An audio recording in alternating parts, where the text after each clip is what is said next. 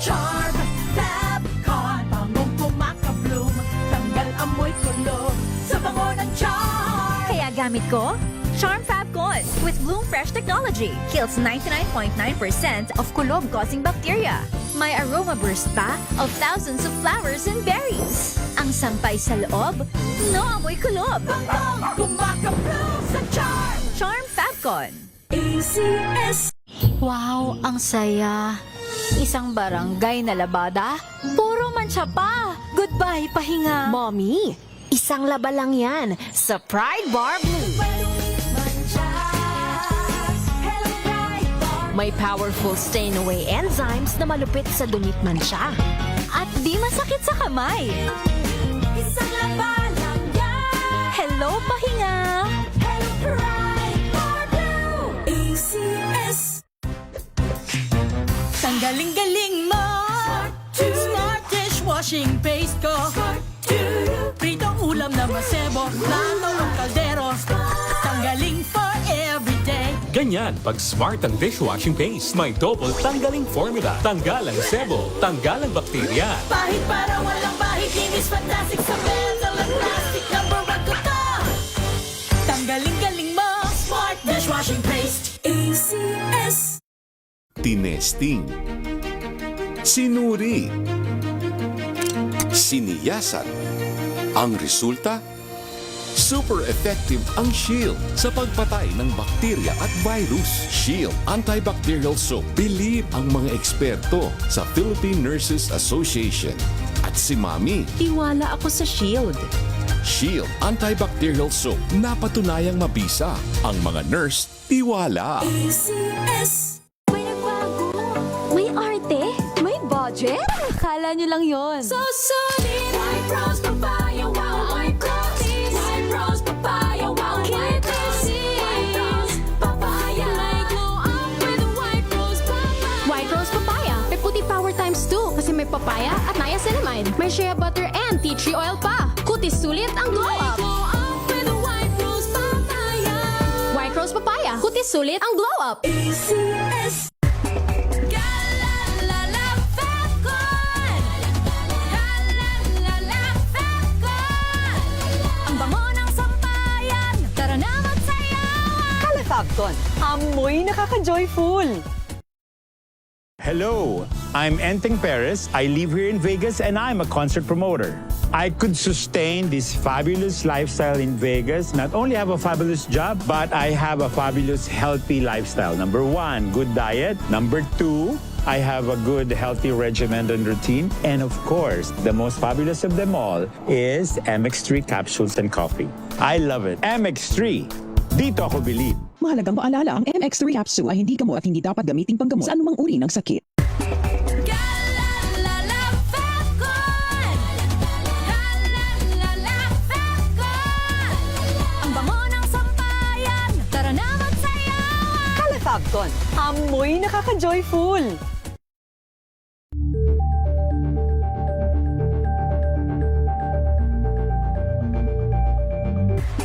Galalala Fabcon.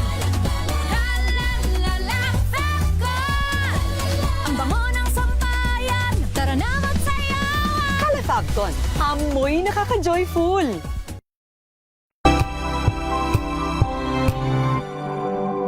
Sa pagbabalik tanaw sa 87 taong legasiya ng DZRH, napagtagumpayan na ng kauna-unahang himpilan ng radyo sa Pilipinas ang iba't ibang pagsubok, kabilang na ang bangungot noong panahon ng ikalawang digmaang pandaigdig. Impormasyong naihatid ng himpilang KZRH ang siyang naging kaagapay ng mga Pilipino at nakasama hanggang sa nakamit ang kalayaan. At nang muling mapas sa kamay ng mga Pilipino ang kasarinlan, nagbukas din ang panibagong yugto para sa himpilan. Mula sa KZRH na kalaunay naging DZRH, ang mga balita at impormasyon ang nagsilbing gabay ng mga Pilipino. Naging hudyat ito ng panibagong simula at patuloy na paglago, kasabay ng pagsilang ng mga programang nag-iwan ng bakas sa kasaysayan at sa puso ng bawat Pilipino.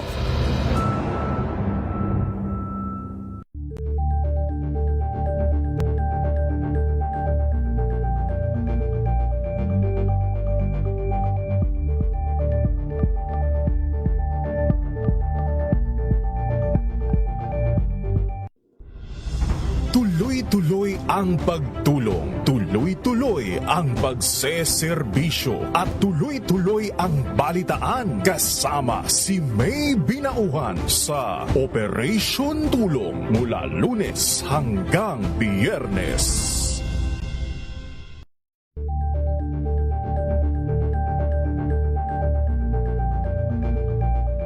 Ngayong ika-87 taon ang kauna-unahang himpilan ng radyo sa Pilipinas ang DZRH, patuloy pa rin magbabalita, magseserbisyo at magbibigay pag-asa sa iba't ibang sulok ng bansa. 1994 nga nang inilunsad ng One Nation, One Station sa inisyatibo ni NBC Media Group Chairman Mr. Fred J. Elizalde. Naabot ang nasa 97% ng populasyon sa Pilipinas gamit ang nationwide satellite broadcast. Patunay ang 20 relay stations mula Luzon, Visayas at Mindanao sa patuloy na dedikasyon ng DZRH sa loob ng maraming dekada.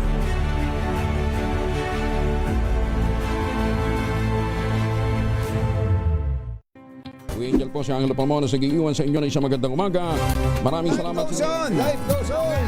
Nine, good morning, Lakay. Good morning, sister. At good morning. Magandang mainit na umaga. Angel po si Angelo Palmona sa giiwan sa inyo na isang magandang umaga. Maraming salamat. Pilipinas, una sa Pilipino. If I get impeached, then that is my end. Tumutok sa pinaka-importanteng paglilitis ng impeachment court ngayong taon. The Impeachment Trial of Vice President Sara Duterte. A DZRH Special Coverage.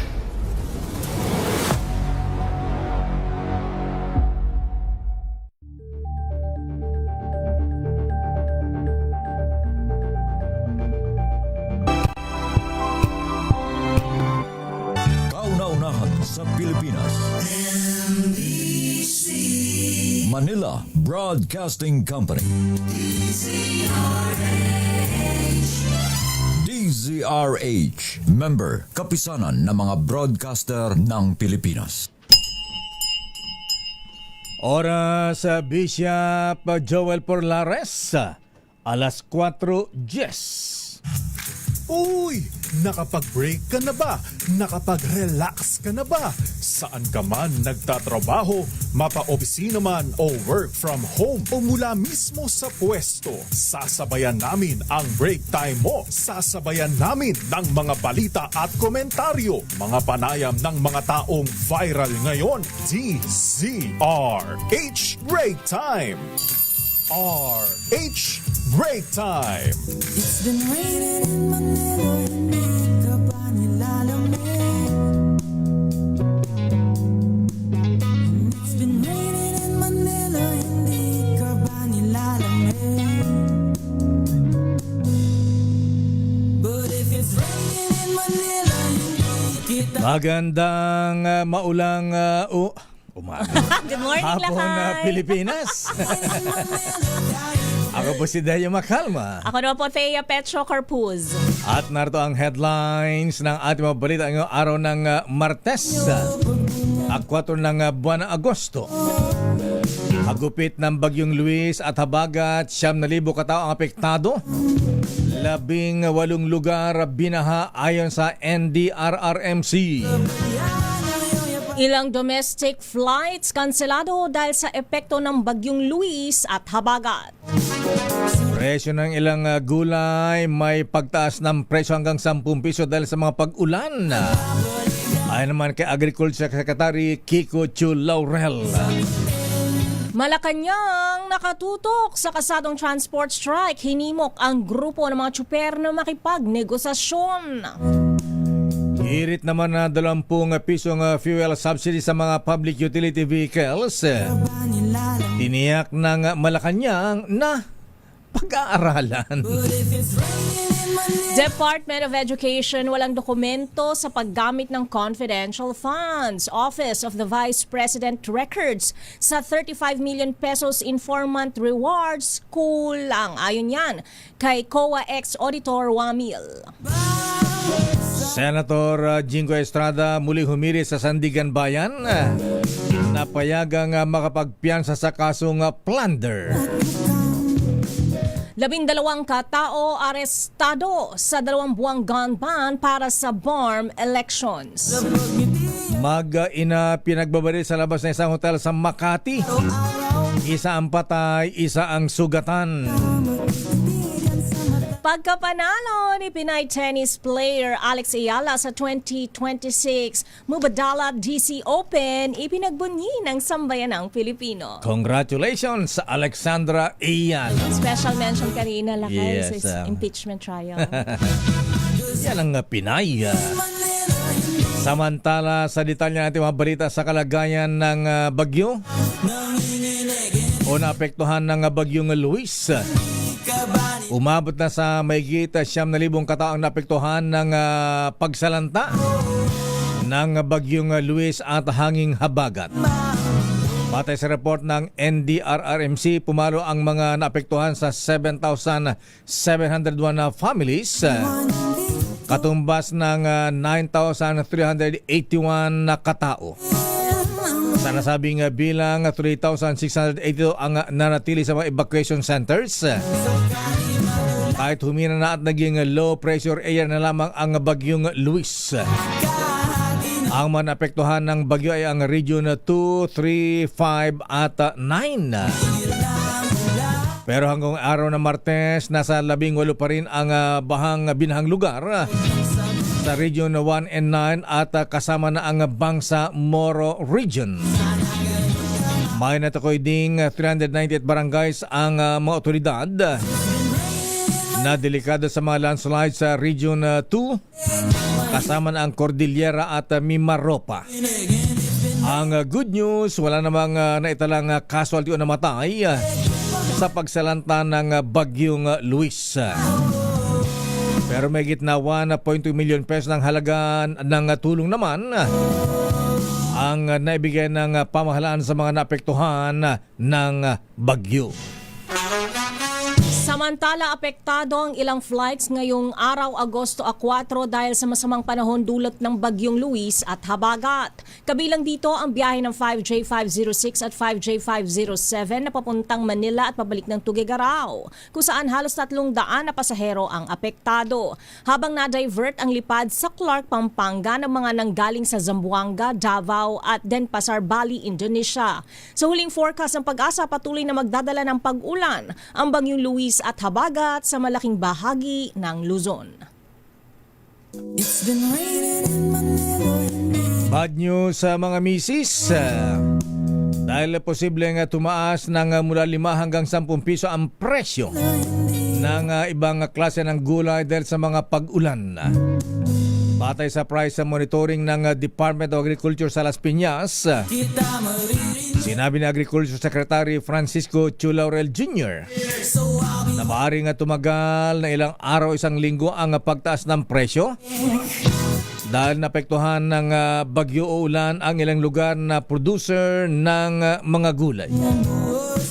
Pero tiniyak ng kalihim na stable o walang paggalaw sa presyo naman ng isda, karne ng baboy at manok dahil sapat naman ang supply nito. Pero posibleng niya mapektuhan ang produksyon ng manok sa kasagsagan ng El Nino, lalo na sa pagsabit ng Nobyembre o kaya ay Disyembre. Narito si Agriculture Secretary Kiko Chu Laurel. Ngayon na umuulan, baka certain vegetables biglang tumaas for a week or a few days, then bababa ulit yan. Dahil kung saan malakas ang ulan, minsan na talaga yung high value crops natin. Sa situation ngayon, tingin ko days lang. Days ang spikes and for high value. But for as far as isda, baboy, manok are concerned, I expect it to be stable. No? Ngayon wala akong nakikita, well, we have enough stocks of rice. Maraming local. Itong September, parating ng September, mag-harvest na ulit yung ibang areas. Kasagsagan ng harvest is October, November, at December. So rice is very stable. So about... It's been raining Samantala, nanawagan ng Malacanang sa Transport Group na idaan sa dialogo ang sentimiento sa halip na magsagawa ng transport strike sa susunod na linggo. Ayon kay Palace Press Officer Claire Castro, bukas ang pamahalaan sa pakipag-usap at handa silang pakinggan para makahanap ng nararapat na solusyon. Hindi anya sagot ang tigil pasada dahil commuter at ekonomiya lamang ang naaapektuhan dito at hindi pinipigilan ng palasyo ang anumang protesta bilang karapatan ng mga ito. Pagtitiyak ng palasyo na nakahanda ang pamahalaan na tumugon kung may plano mang mag-transport strike sa susunod na linggo. May mga gastos sa liquidation ng confidential funds ng Office of the Vice President para sa ikalawang quarter ng 2023 na hindi pinayagan ng COA sa paggamit ng confidential at intelligence funds. Ito naman ang ipinahayag ni COA Auditor Roderick Wamil sa ika-12 araw ng impeachment trial ni VP Sara. Ayon kay Wamil sa liquidation report na inaprubahan ni VP Sara Duterte, ay nakasaad na may gastusin para sa medical at food aid, mga insentibo at travel expenses na hindi kabilang sa mga pinapahintulutan sa paggamit ng confidential funds. Ganito ang paliwanag, pahayag ni COA Auditor Roderick Wamil. Nung naunang accomplishment report, meron din po silang line items for provision of medical and food aid at payments of incentive or traveling relative to the confidential operations na hindi po among the allowable confidential expenses under item 4.8 of the Joint Circular 2015-01. Sinabi mo na meron nakalagay dyan medicines. Bakit sinabi mo na bawal o hindi allowed ito Dahil sa hindi Joint Circular? Hindi po siya kasama dun sa exclusive list of allowable confidential expenses under item 4.8 po.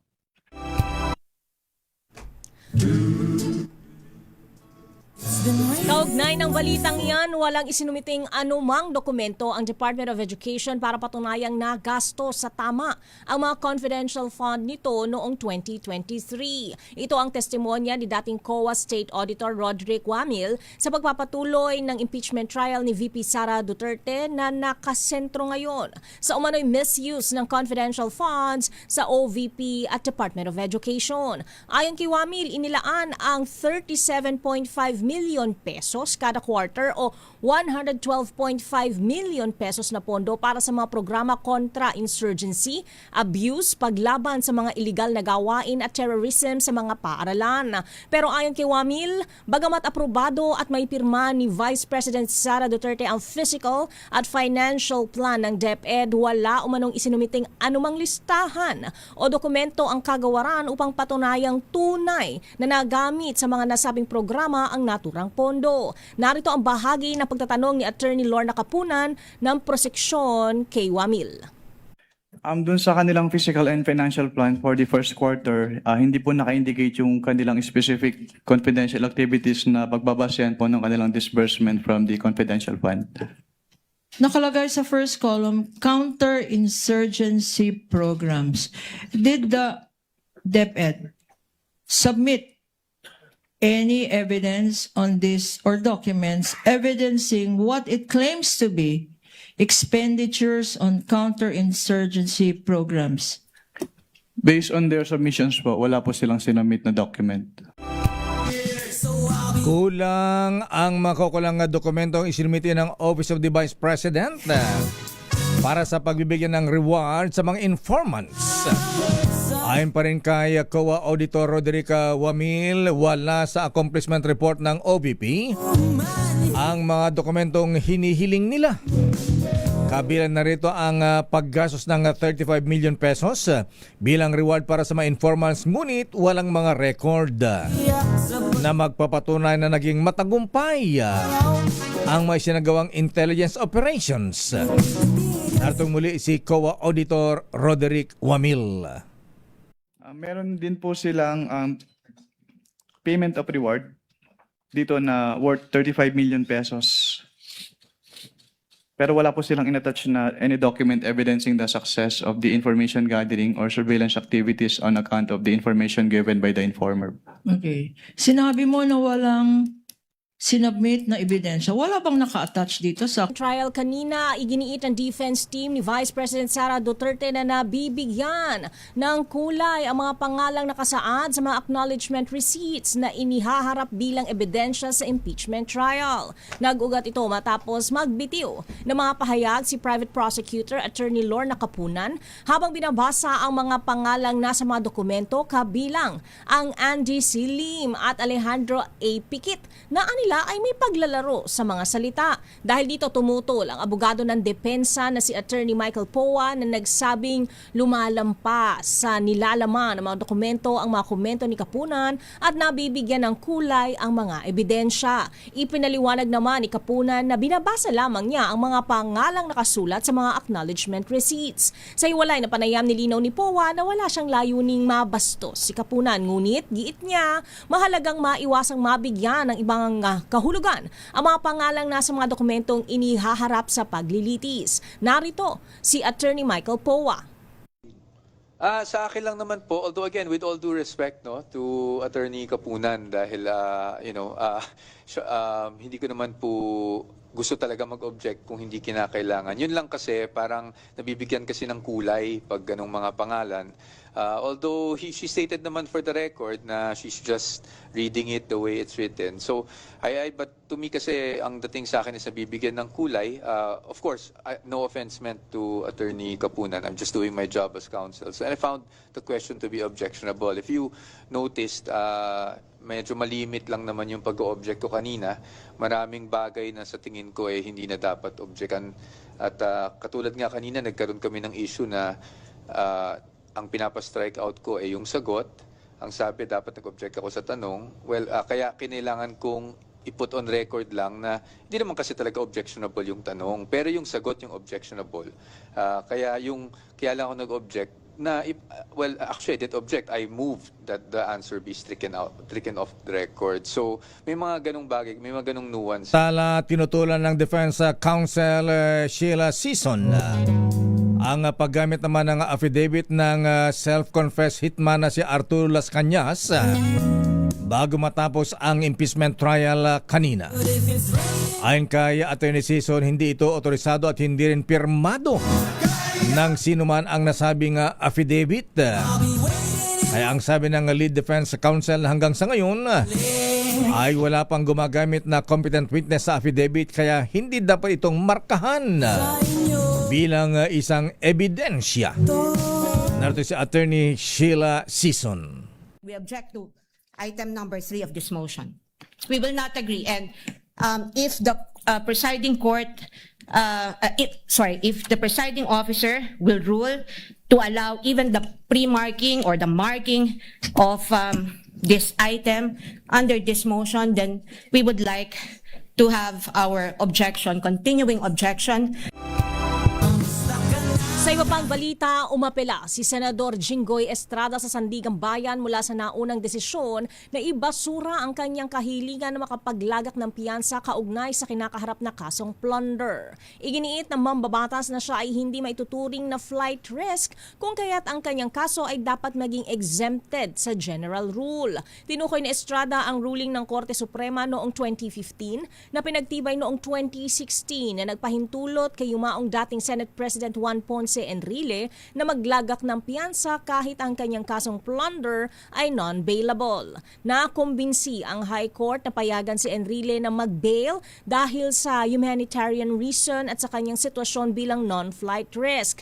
Inisyu ng mataas na hukuman na desisyon sa panahon na ang yumaong senador ay kinasuhan dahil sa pork barrel scam noong Aquino administration. Ayon sa mga abogado ni Estrada, ang kanyang sitwasyon ay kapareho ng naging kalagayan noon ni Enrile. Si Senador Jinggoy ay nakasuhan din ng plunder dahil sa pork barrel scam at ngayon ay nahaharap sa kaparehong demanda dahil sa flood control scandal. Babalikan natin ang ilang pang detalye ng ating mga balita. Ilang pang opisyal ng pamahalaan kabilang na ilang cabinet secretaries abay kasama sa binalak na sirain ang kredibilidad sa pamagitan ng paggamit ng mga magagandang chiching. Chiching, chiching! Kasama na ang ilang Viva Hot Babes. Viva Max Hot Babes lakay. Viva Max Babes. Oh. Ayan. At yung isang yung kanilang talent manager na nagbubugaw ng mga chiching at pati mga kalalakihan. May lalaki? Oo. Kanino binubuking yan lakay? Aba, may mga binanggit na lady legislator. Ayan, ito ay nakulong ngayon sa detention cell ng NBI. Kasama ang isang Viva Max Babes. Na nagtangkang gumawa ng mga affidavit, gawa-gawa para sirain ang ilang opisyal. Kasama na rito ang Little President Executive Secretary Ralph Recto. Antindi, ang lupit ha. Tumarget ng medyo malupit lakay At yung abogado naman na gumawa ng gawa-gawang affidavit, abay ipapadisbar ng NBI. So parang kasabwat siya kasi siya lakay? Oo, siyang gumawa ng gumawa ng affidavit. Ayan. Gawa-gawa daw yung mga akusasyon. Samantala, isa pang malungkot na balita, mag-ina. Ayan. Pinagbabaril siya sa hotel sa Makati City kagabi. Yung nanay, ayan, namatay. At yung anak naman ay sugatan. Ano nangyayari? Makati yan. What is happening to our country, General Junior Nartate, sir?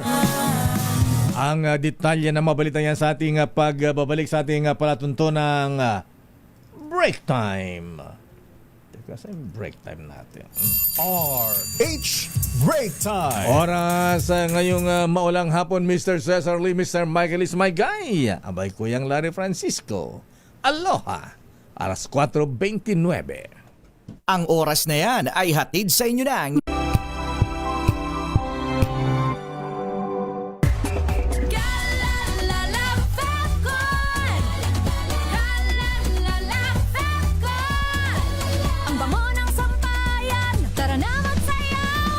Fabcon, amoy nakaka-joyful! Sa puso ng kalikasan, natatangi ang prutas ng mangosteen. Ito ay nagtataglay ng antioxidant compounds na alpha, beta at gamma mangosteen. Ang MX3 capsule ay isang food supplement na gawa sa natural na mangosteen. Ito ay tested and proven to help avoid knee joint pain discomfort para iwas-iwas sa sakit with long-term supplementation 2 capsules daily. MX3 capsule, tunay, natural at original. Mahalagang paalala, ang MX3 capsule ay hindi gamot at hindi dapat gamiting panggamot sa anumang uri ng sakit.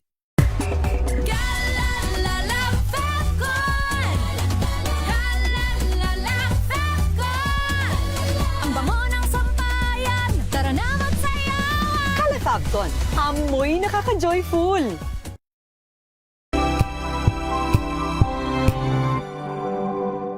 Hello, Washi! Laundry day na naman! Yay! Anong meron? Mancha ng chocolate, putik, may libag pa! Kaya natin yan! With Pride Washing Machine Detergent, may triple stain-away formula. Tanggal ang makapit, madikit, at malupit na dumit mancha. Kaya easy-easy ang labada. Mula noon hanggang ngayon! All you need is pride! All you need is pride! ACS. Maulan man, no worries na amoy kulog ang damit. Charm Fabcon, bangong kumaka-bloom, tanggal amoy kulog sa bango ng Charm. Kaya gamit ko, Charm Fabcon with Bloom Fresh Technology. Kills 99.9% of kulog-causing bacteria. May aroma burst pa of thousands of flowers and berries. Ang sampay sa loob, no amoy kulog. Bangong kumaka-bloom sa Charm. Charm Fabcon. ACS. Sa lahat ng bagay, simula pa lang, siguraduhing max protection na. Kasi pag kulang ang proteksyon, baka madaling masira. Sa ngipin, dapat may max protection din. Max sa alaga ng unique toothpaste. With Max Protect Formula, help stop cavities before they start, while keeping keeping breath fresh. Try Unique Maximum Fluoride Protection. Para max alaga, max protektado. ACS. Galalala Falcon. Galalala Falcon. Ang bango ng sampayan. Tara na magsayawan. Calefabcon, amoy nakaka-joyful.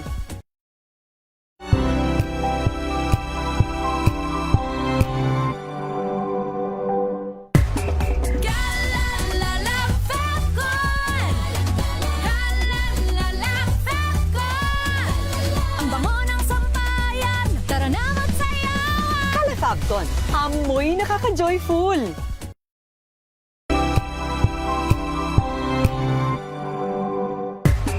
Galalala Falcon. Galalala Falcon. Ang bango ng sampayan. Tara na magsayawan. Calefabcon, amoy nakaka-joyful.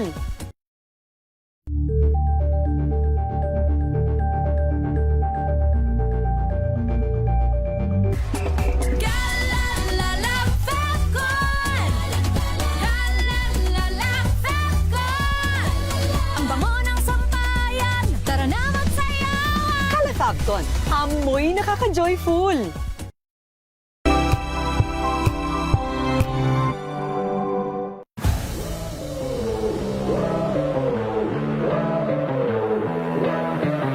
Sobrang hirap nga po mag-champion dito and kami, privilege po kami na makuha yung mga titulo na pinapangarap ng iba. Siguro dahil sa kahiligan ko sa mga games, kaya dito ako ngayon.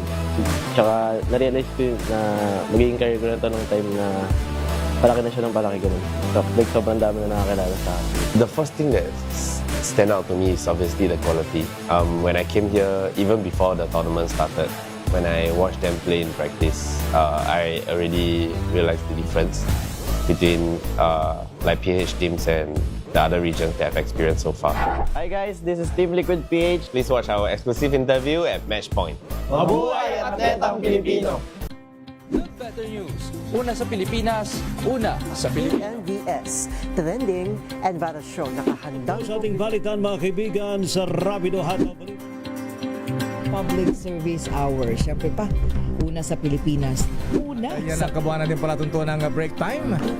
Sabay niyo na po ang mga balita at talakayan sa Balansyado. Maraming ang mga maiinit na isyung pambayan, mga balitang kailangan mong malaman, usapin sa pamahalaan, politika, ekonomiya at kabuhayan. Ito ang mga dapat mong malaman, pakialaman at pag-uusapan dahil kayo ang tinig ng mamamayan dito sa Damdaming Bayan.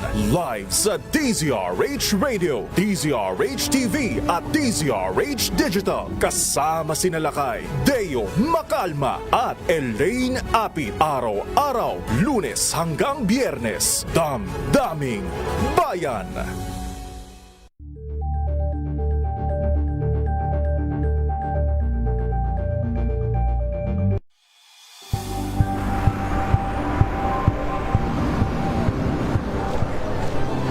Ating mga eksperto. Dito lang sa Expert Opinion. Ito ang The Better News. TNVS, trending and viral show. Kwento, iba't ibang anggulo. Dito sa Point. Bawat pananagutan ating tatalakayin dito sa Hoy. Bawal yan. Pilipino, dito lang sa DZRH. Matchable entertainment and lifestyle. Ito ang MBC TV Network News. Una sa Pilipinas, una sa Pilipino.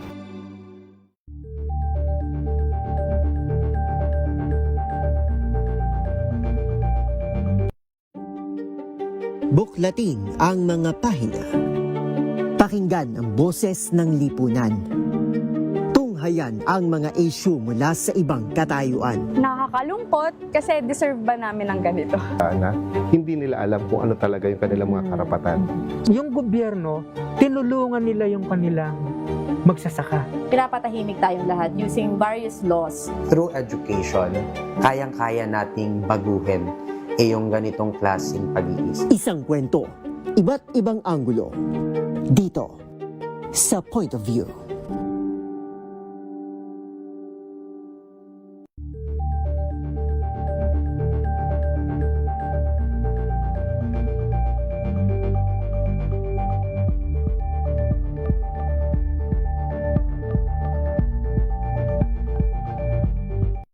Samantalang Anthony Taberna at Jerry Baha ang gigising sa inyong umaga dahil lalatay ang humahagupit na diskusyon at komentaryo Lunes hanggang Biyernes sa 2x2.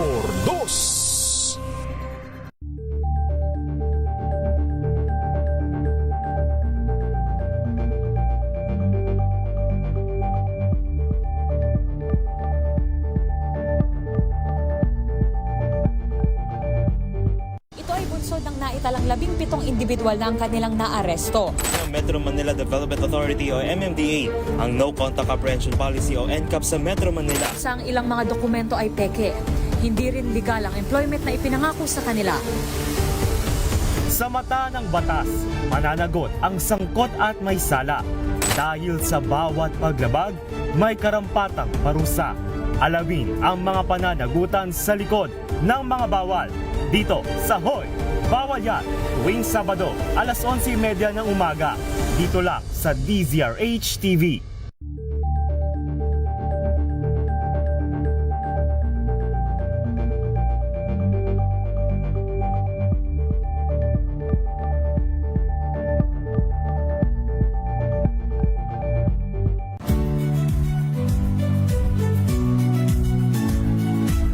Magandang araw mga kaibigan. Ito po ang inyong balerina ng bayan, si Lisa Makuhay Lizalde, na nag-aanyaya sa inyong samahan kami at ang aming mga espesyal na panauhin para sa kalahating oras ng masayang kwentuhan sa aming programang Art to Art, kung saan ang usapang sining at kultura ay para sa lahat. Huwag kaliligtaan, tuwing linggo, alas 3:30 ng hapon, dito lamang sa DZRH Radio, DZRH TV, at via online streaming.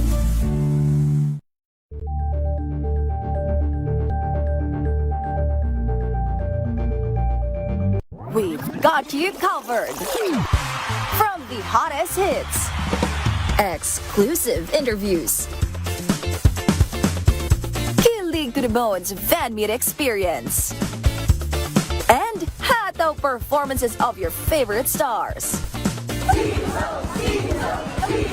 Saturdays, 12 noon, dito lang sa DZRH TV. Angel po si Angelo Palmona sa gigiwan sa inyo ng isang magandang umaga. Maraming salamat. Life goes on! Nine, good morning, Lakay! Good morning, Sister Ann. At good morning. Oras sa Miss Thea. Ganap ng alas 4:40. Bago ang iba pang karimari-marim na mga balita, mamigay muna tayo ng aginaldo ngayong umuulan ng basa, Miss Thea. Magpaulan tayo ng blessing daw, Lakay. Yes. When it rains, it pours. Sabi nga. Ha? At ilang days muna before Christmas sa Miss Thea. Dito pala sa Philippines, Lakay, 144 days pa. Wow, ang bilis ng panahon. At eto na, mamigyan na tayo ng aginaldo sa pamagitan nating Kring Kring Panalo Promo. Kring Kring, take it away. Makinig maigi! Ito na ang chance mo na manalo ng instant 500 pesos kapag narinig mo na ang mahiwagang Kring Kring. Tignan mo na ang iyong cellphone, baka ikaw na ang susunod naming winner sa Kring Kring Panalo Malakas sa telepono. Paano sumali? Bisitahin ang Facebook page ng DZRH, fill up pa ng Google Sheet na nakapin sa DZRH FB page at hintayin ang aming tawag sa telepono. Kring Kring na! Eto na, sino ang natawagan ni Kring Kring, Miss Thea? Tiganai, Cavite, Lakay, si Aizel Villarante.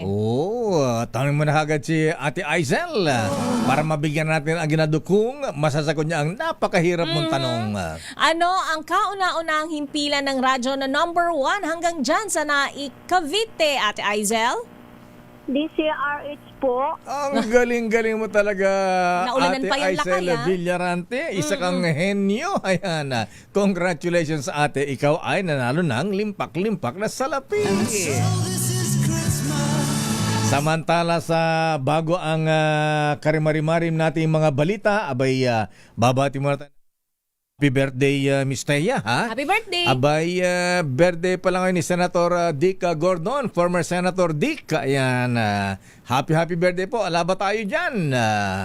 Ayan, baka mamigyan ng dugo.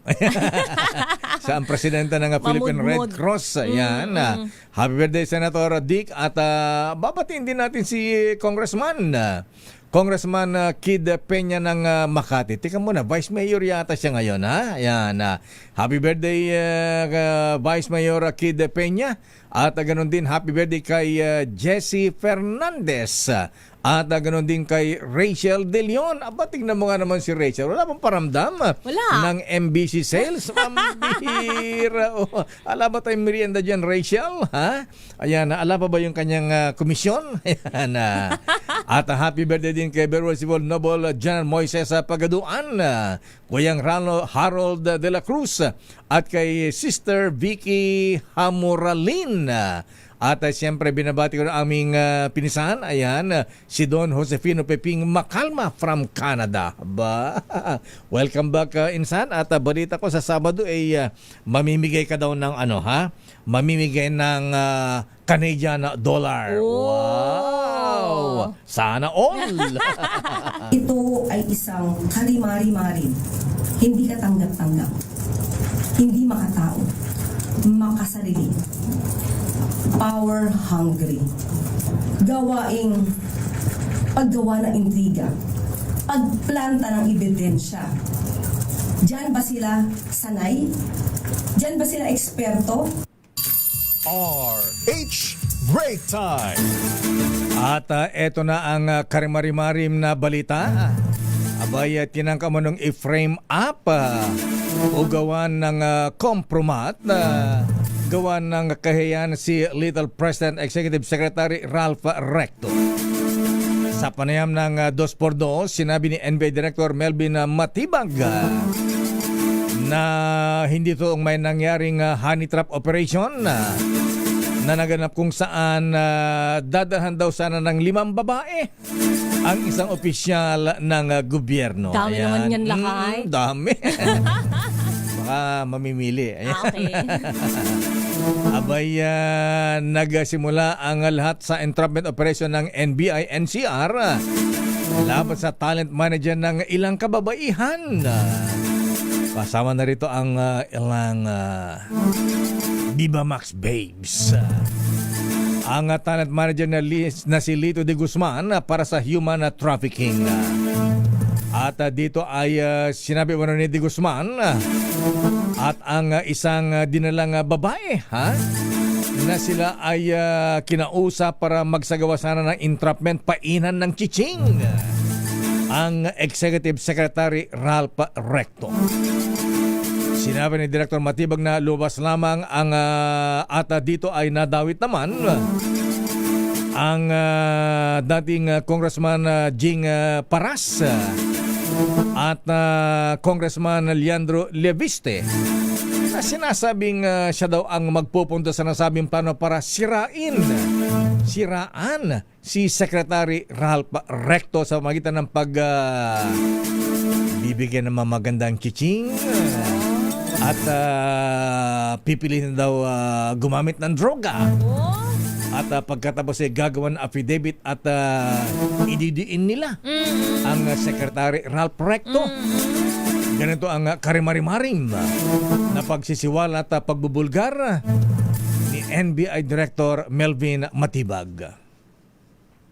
Nung iniimbestigahan na po doon sa opisina, nagsalita siya nung sa haba ng investigasyon, biglang sabi niya, ano po ba talagang dahilan? Ba't ako inaresto? Kasi PR lang naman po, wala kaming illegal na ginagawa. Baka po may kinalaman ito doon sa plano namin kay Senator Ralph Recto. So accident, parang natalisod lang. Ayun na nga po, ganun na yung nangyari na yung aming normal na operation, meron palang pwedeng pagbunga mas malalim. So, nung nagsalita na siya ng ganun, tinawagan po ako nung team leader na, sir, meron po ganito. Ganito nga po yung binabanggit ko. Sabi ko, imbestigahan nyo na. At nung nagsalita na, yung babae dun sa 5, another po na talisod. Kaya sinasabi siguro, ang ganda nung kwento dahil parang telenovela. nagsalita na rin yung babae. On record po yun, official. Nag-consent sila sa recording doon sa pagsasalita. Kaugnay pa rin ng interview na yan, hindi lang politiko. Sinisilip ng National Bureau of Investigation ang pananagutan ng isang abogado na umano'y kasama sa mga pagpupulong para bumuo ng gawa-gawang akusasyon laban kay Executive Secretary Ralph Recto. Sinabi sa DZRH ni NBI Director Melvin Matibag na lumalabas sa salaysay ng mga saksi na may nakasama silang abogado sa 3 magkakahiwalay na pagpupulong sa Quezon City. Dito umano inihanda at pinapirma ang gawa-gawang affidavit para sa mga gawa-gawang insidente ng pag-aabuso at paggamit ng iligal na droga. Babala ni Matibag, bukod sa mga kasong kriminal tulad ng perjury at conspiracy, malaki ang posibilidad na mareklamo ang nasabing abogado sa Korte Suprema upang matanggalan ng lisensya o ma-disbar. Naritong muli ang bahagi ng interview kay Director Matibag. CPR isa ka Code of Professional Responsibility and Accountability. Pasok na pasok. Disbarment po ang kapupuntahan niyan. Kasi illegal. Pangalawa, criminal cases pwede po. Kasi you're encouraging a person to bear false testimony sa ibang tao. At tinitingnan po namin yung angulo rito ng human trafficking. Kung mapatunayan po na totoo lahat yung sinasabi, doon sa mga individual na binabanggit nitong babae at saka dito. Ito po bang mga babae taga Viva Max? Alam niyo po, parang medyo leading question objection, Your Honor leading question. Pero ang sabi, ayan, ang sigurado raw doon, ay? Hindi kasama ang pangalan ng 2x2 niya. Ay, yung pangalan mo, Lakay. Wala rin. Inabahan ako doon. At ayon pa kay NBI Director Matibag, ang mga chiching ay pinakuan ng milyones bilang kabayaran sa paggawa nila ng mga pekeng affidavit na magdidiin sana kay Secretary Ralph Recto. Tindi, talaga namang kaya pala ang sabi ni Yusek Claire, talaga namang karimari-marim. Ito ay isang karimari-marim. Hindi katanggap-tanggap. Hindi makatao. Makasarili, power hungry, paggawa ng intriga, pagplanta ng ebidensya. Diyan ba sila sanay? Diyan ba sila eksperto? At dahil dyan ay nakatagdang ipatawag ng NBI sa Huwebes yata, si dating Congressman Jing Paras at Congressman Leandro Lebiste ng Batangas. Samantala, rekomendasyon ng LTFRB para sa 20 pesos na fuel subsidy sa mga PUB sa pag-aaralan pa ayon sa Malacanang. Tagal naman. Aris number 14. Ayan, di mapigil-pigil. Ang siguro dapat pwede ba imbestigahan yung mga oil companies? Bakit kung increase 10 pesos mahigit? Ang bilis. Pagka rollback 60 centavos, 70 centavos. Limited. Di ba panluloko na ito? Aris number 14. Let Narciso please come in. Miss Let. Lakay, Ms. Thea, pinag-uusapan na sa Malacanang kasama sila Executive Secretary Ralph Recto, Transportation Secretary Giovanni Lopez at Economic Team ang panukalang mas mataas na fuel subsidy para sa public utility vehicles. Sunod ito ng isinumiteng rekomendasyon sa Malacanang ng Land Transportation Franchising and Regulatory Board para sa 20 peso fuel subsidy sa lahat ng PUV sa loob ng isang buwan. Ayon kay Palace Press Officer Claire Castro, pag-aaralan ang bagay na ito para magkaroon ng konkreto at detalyadong resolusyon. Kasama sa inaasahang tutukuyin ay kung may mapagkukunan ng pondo para dito, sakaling pagbigyan ng Pangulo ang kahilingan ng sektor ng transportasyon. Pakinggan natin si Yusek Castro. Pag-uusapan po ng Office of the Executive Secretary, DOTR, and Economic Team para po mas magkaroon ng konkreto at detaling resolusyon patungkol po dyan. Palawig ng pamahalaan hanggang katapusan ng Agosto ang kasalukuyang 10 peso fuel subsidy na magtatapos na sana ngayong August 15. Ang hakbang ay sa gitna pa rin na nagpapatuloy na tensyon sa Middle East na nakaapekto sa presyo ng langis. Ito si Let Narciso para sa DZRH. Una sa Pilipinas, una sa Pilipino. Yes, anong schedule ng presidente ngayon? May mga subite lang ng credentials lakay. Nagsisimba ng credentials. Ayun lang. Mga Ayan. ambassador. Ayan, di ba tinanong ni Presidente si Secretary Ralph Recto? Ayan, Tungkol saan lakay? Viva Max Babes. Kung kamusta? Ano yung tatanong lakay? Ala lang. Okay. Karimari-marim daw yun. Karimari-marim. Karimari-marim nga talaga, ha? Ayan, ito nga kaya yun. Sana hindi. Kaya nga kakasuhan yata yung talent manager tsaka yung chiching na ginawa ng affidavit. Kawan yung mga babae, ano, ha? Alam mo kung bakit? Nagagamit na kayo. Pinakuan tapos installment pa. Ayan. Hindi paid. Tapos makakasuhan Ewan ko pa lang, kayo. nabayaran na sila. Yan ang iimbestigahan pa. Dapat malaman lakay kasi baka hindi lang si Esrecto yung plano. Yung nga Marami may pa. mga ilang cabinet secretaries pa ang binabanggit, ha? Ayan. Ang lulupit, ha? Ayan. Bakit? Marurupok ba sila? Ang daming target. Ayan. natin sa ng NBI. Ayan. Malupit. Diyan natin malalaman kung sila ba ay marupok talaga. Ayan. At sila ay napainan ng mga magandang chiching. Oo. Mga sexy chiching. Kung mula sa- nadadarang balakay. Ayan, ang At kanilang natutoksurin. ayan, at sila ay talagang mapapatunayang marupok. Marupok nga ba sila, Rico J?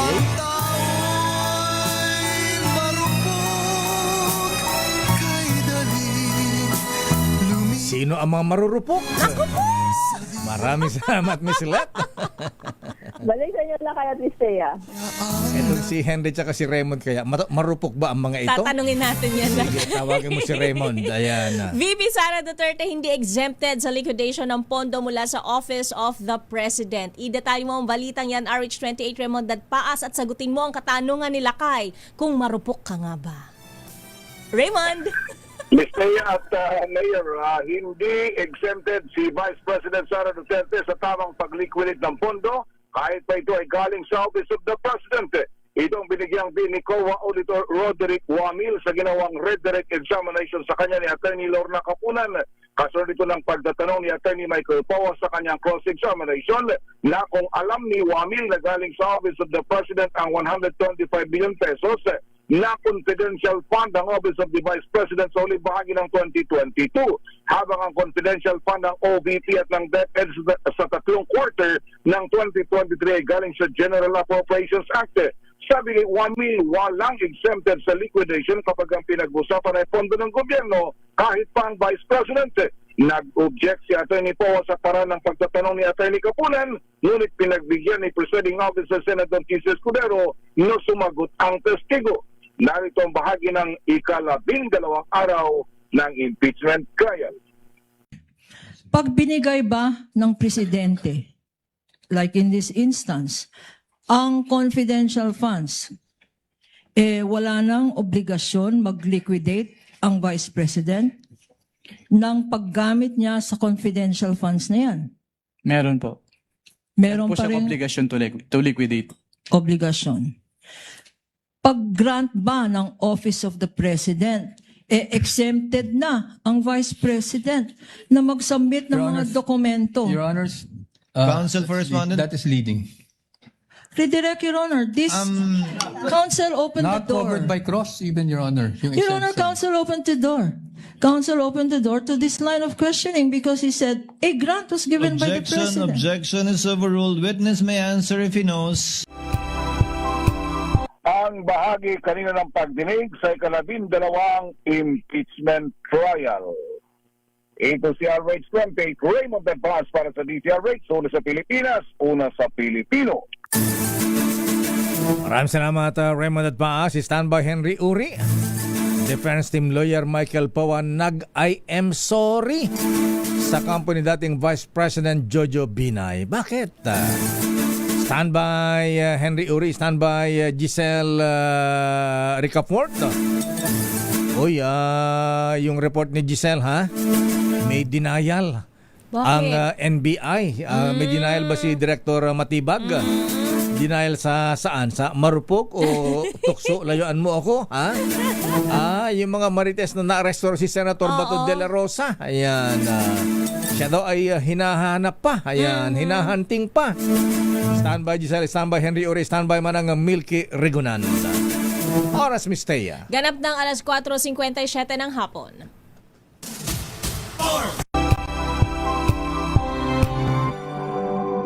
If I get impeached, then that is my end. Tumutok sa pinaka-importanteng paglilitis ng impeachment court ngayong taon. The impeachment trial of Vice President Sara Duterte. A DZRH special coverage.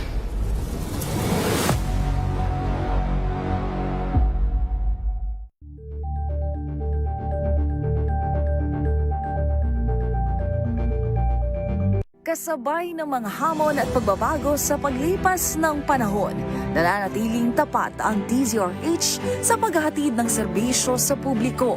Mas pinalawak ang pagpapaabot ng balita at impormasyon, hindi lang sa radyo, kasama na rin ang telebisyon, live streaming at social media para ihatid ang mga kwentong makabuluhan at napapanahon saan ka man naroroon. Mula noon hanggang ngayon, mananatiling kaagapay mo ang DZRH, naninindigan sa paghahatid ng katotohanan at sa paglaban sa patuloy na pagkalat ng disinformasyon at sa pagyakap sa makabagong teknolohiya at sa patuloy na pagsulat ng kasaysayan, mananatiling kasama mo ang DZRH saan ka man sa mundo.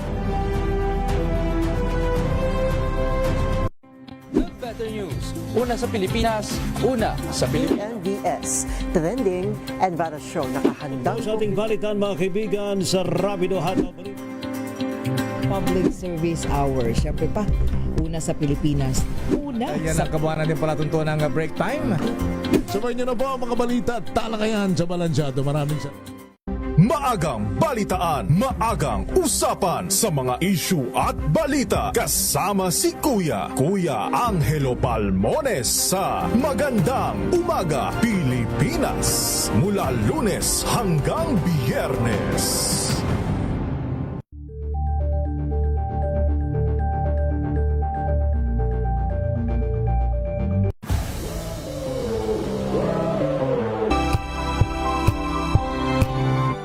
Sa Miss Thea. Ganap ng alas 5 ng hapon. Ha? Bihira naman. Ang iinit pa yung mga balita natin. Ayan na, dapat nagtatanong dito. Totoo ba yung sinasabi ng NBI Director? Ha? Baka daw gawa-gawa daw, scripted. Ha? Abay, tingnan natin pagka nagsalita yung talent manager na si Lito de Guzman. At yung chiching na kinausap. Ha? Ang tabayanan yan. Allegedly, ano yung laki gift ba ang tawag? Regalo? Ma-package ba yung tawag dyan?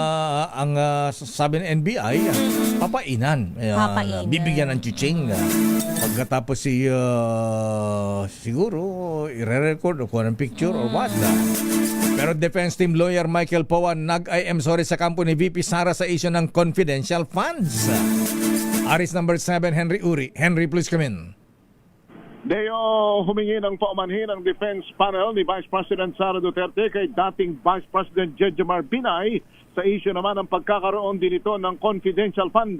Nakatatapos lamang ng press conference sa Senado, mismong si Attorney Michael Powa, spokesperson at abogado ng depensa ang humingi ng pasensya kay Binay matapos ngang isiwalat ng defense spokesperson sa impeachment court kanina na taliwas sa sinabi ng testigo ng prosecution na si Roderick Wamil na si BP Sara lamang ang nagkaroon ng confidential fund.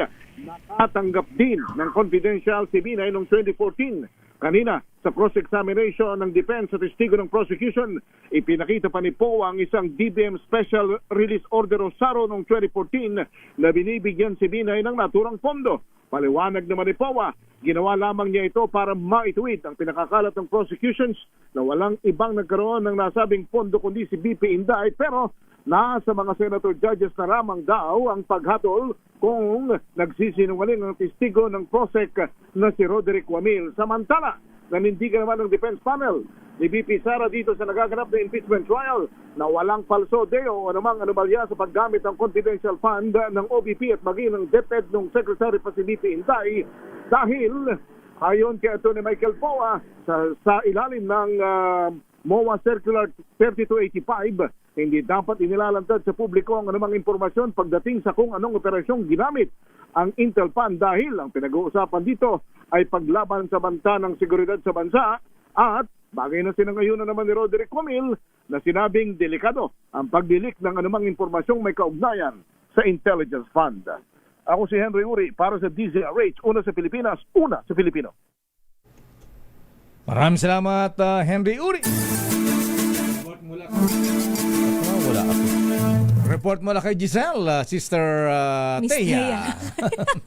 NBI tinanggi ang mga espekulasyon na naaresto na nga si Senator Bato de la Rosa. Tiniyak na patuloy ang kanilang manhunt kay Bato. Ida tayo mabalitang yan, RH15, Giselle Ricafort. Giselle? Lakay Miss Teya, hindi pa naaaresto ng National Bureau of Investigation ang puganteng si Senator Bato de la Rosa. Ito yung kinumpirma sa media ni NBI Director Atty. Matibag kasunod ng mga espekulasyon na nahuli na yung ICC wanted senator. Ayon sa direktor, nagpapatuloy yung kanilang manhunt operation laban sa kapwa-akusado ni dating Pangulong Rodrigo Duterte sa crimes against humanity. Pakinggan rin sa NBI Director Atty. Melvin. Hindi, wala. Sa amin, wala. I don't know kung sino. Wala sa amin. Wala. So sir, ongoing yung manhunt operation po natin, sir? Lagi naman. Ha? Lagi talaga. Sabi naman sa DZRH News ng abogado ni De La Rosa na si Atty. Israelito Torion, wala daw siyang informasyon sa sinasaka-aresto sa senadora. Wala na umano siyang komunikasyon kay De La Rosa na huli niya pang nakausap 2 oras bago ito tumakas o sumipat matatanda ang Bakit nawala ka, Giselle? De La Rosa sa Senado noong lakay matatandaan na matapos nga yung mahigit kalahating taon o pag-absent mula sa noong November 2025 sumulpot si De La Rosa sa Senado noong May 11 para sa palit liderato pero tumakas naman noong May 14 kasunod ng shooting incident doon. Ito si Giselle Ricafort para sa DZRH sa Pilipinas. Lakay. Kailan iharap sa media ni Director Melvin Edgar Huber Matibag yung talent manager na si Lito de Guzman at yung chiching na gagamitin sana sa pampain o kaya pang-entrap kay Executive Secretary Ralph Recto? Lakay, sa totoo ay iyan din yung tinatrabaho ng media dito, Lakay. At least man lang yung isa doon sa 4 na sinusubukang ikontrata na mga talent na babae, yung sana'y makapanayam. Tinatrabaho pa yan, Lakay, ng media, pero kung ang tanong ay kung ihaharap ba sila ng National Bureau of Investigation sa press, ay wala, Lakay, na ganyang impormasyon. Director Atty. Melvin Matibag, Lakay.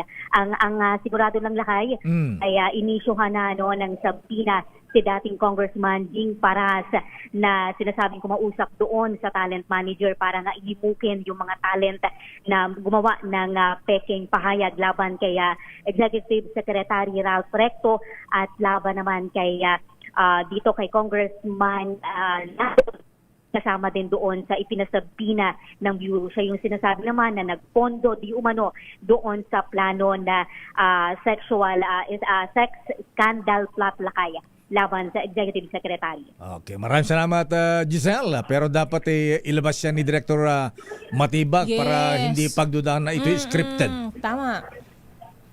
Correct, Lakay. Kukulitin din natin dyan, Lakay, ang Bureau at ang Director Atty. Melvin Matibag, Lakay. Ito si Giselle Ricafort para sa DZRH, una sa Pilipinas, una sa Pilipino. Maraming salamat, Giselle. At report mula kay Manang Milky Rigunan, ang kapal ng mukha. Ayan, sino makapal ang mukha? Ito ang reaksyon ni Prosecutor Terry Redonda. Abay, bakit? Sino makapal ang mukha? Saan po kayo kumukuha ng kapal ng mukha? Alamin natin, Mr. President, kay RS number 12, Milky Sikoya Rigunana. Milky, please come in. Lakay, Teya, inatasan ng Office of the Vice President At Department of Education na ito'y pinamumunuan pa ni Vice President Sara Duterte, ang Commission on Audit na audit query na lang sa halip na Audit Observation Memorandum o AOM ang isumitid nila. Ito ang testimonya ni COA Auditor Roderick Wamil nang humarap sa witness stand sa impeachment trial ni Vice President Sara Duterte sa Article 1 o Confidential Fund. Ayon kay Wamil, September 2023 nang may pag-meeting sina Attorney Zuleika Lopez at noon ay DepEd spokesperson Michael Powa sa mga opisyal ng COA. Sabi ni Wamil, kalit na AOM sakaling may findings sa paggastos ng pondo, magsusumitin na lamang daw ang dalawang opisyal ng audit query. Dahil dito, tinawag ni House Prosecutor Terry Ridon sina Lopez at Powa na makapal ang muka.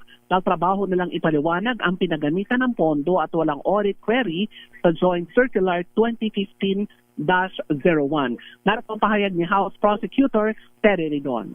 They knew that an audit observation was forthcoming. Pero let's have a meeting, baka pwede naman audit query na lang. Kasi audit query po, from the name itself, ibig sabihin it is preparatory to an audit observation memoranda. Ibig sabihin, wala pa ho tayong actual observations ng maling paggamit, irregular po na paggamit. So, the meeting itself is actually irregular. Katulad ng sinabi ko kanina, it is improper makapal yung muka nung pong mga tao na nag-request po nito. It is Zuleika Lopez, and with respect to the Defense Counsel, Attorney Powa, representing the Department of Education, it was improper. It should not have happened. Binigyang din pa ni Ridon mandato ng COA ang mag-issue ng AOM kapag may nakitang kakulangan o kwestiyon sa paggamit ng pondo at ito ay dapat sundin ng lahat ng mga nasa gobyerno. Naniniwala rin si Ridon na questionable ay pagpulong ni na Lopez at COA sa mga opisyal ng Commission on Audit. Ako si New Cregunahan nagulat para sa DZRH, una sa Pilipinas, una sa Pilipino. Maraming salamat Manang Milky Regunan ni Standby Edniel Parosa at Noche Cacas. At sabi nating business correspondent, nagsara ang palitan sa dolyar ngayon na Miss Taya. How much na kay? Abay, humihina naman ng piso. 61 na naman. 61 pesos and 16 centavos per US dollar. Something na kahapon. 60.95 na kahapon. At yan ang kaba natin pala nito ng break time. Ako po si Deo Macalma. Ako naman po, Thea Petro Carpuz. Balansyadong balita susunod na. Henry Uri at Miss Kay Karen Oyong. Oras.